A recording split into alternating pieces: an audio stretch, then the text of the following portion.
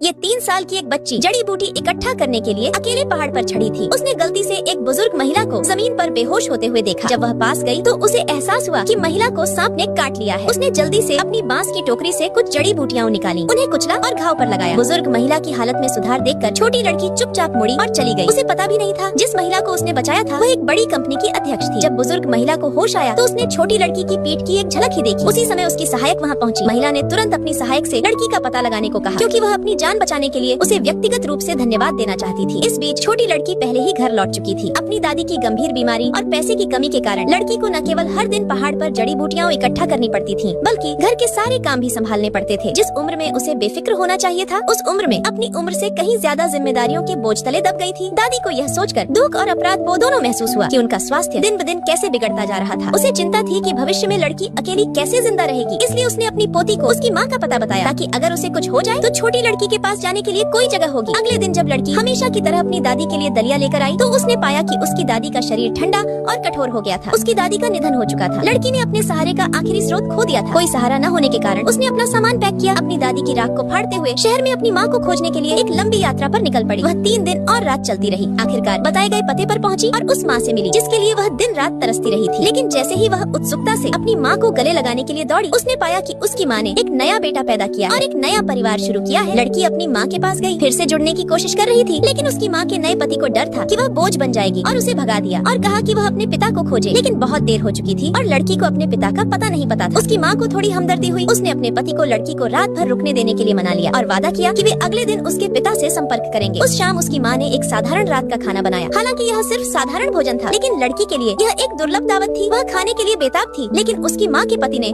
उसे country side से होने के कारण तिरस्कार करते हुए केवल कुर्सी पर बैठकर सादा चावल खाने की अनुमति दी। माँ कुछ कहना चाहती थी, लेकिन उसके पति ने अचानक शेखी बघारना शुरू कर दिया। दावा किया कि वह एक बड़ी कंपनी के साथ सौदा करने वाला है और उनकी संपत्ति जल्द ही असीमित हो जाएगी। यह सुनकर माँ खुश हो गई, अपनी बेटी के बारे में पूरी तरह से भूल गई और अपने पति को खाना परोसने में व्यस्त हो गई। परिवार की गर्मजोशी को देखते हुए छोटी लड़की को ईर्ष्या महसूस हुई। उसने अपनी दादी की अस्थियां निकाली, उसे याद करना चाहती थी, लेकिन इस दृश्य ने उस आदमी का ध्यान खींचा। उसने इसे बहुत ही अशुभ पाया और लड़की से तुरंत कलश बाहर फेंकने को कहा। अपने पति के क्रूर शब्दों को सुनकर और लड़की को जमीन पर रोते हुए देखकर माँ बहुत देर तक हिचकिचाती रही। फिर आखिरकार वहाँ पहुँची। उसने लड़की के हाथ पर अपने पूर्व पति का पता लिखा और उसे तुरंत अपने पिता को खोजने के लिए कहा। फिर वह बिना पीछे देखे चली गई। उसी समय अमीर दादी अभी भी लड़की की तलाश कर रही थी। सहायक ने बताया कि लड़की अपने परिवार को खोजने के लिए शहर में गई थी, लेकिन तब से गायब हो गई थी। यह सुनकर दादी ने खोज के लिए और अधिक संसाधनों को समर्पित करने का आदेश दिया। इस बीच लड़की के पास जाने के लिए कोई जगह नहीं थी। वह भूखी सड़कों पर भटक रही थी। उसने अपने लिए खाना खरीदने की कोशिश की,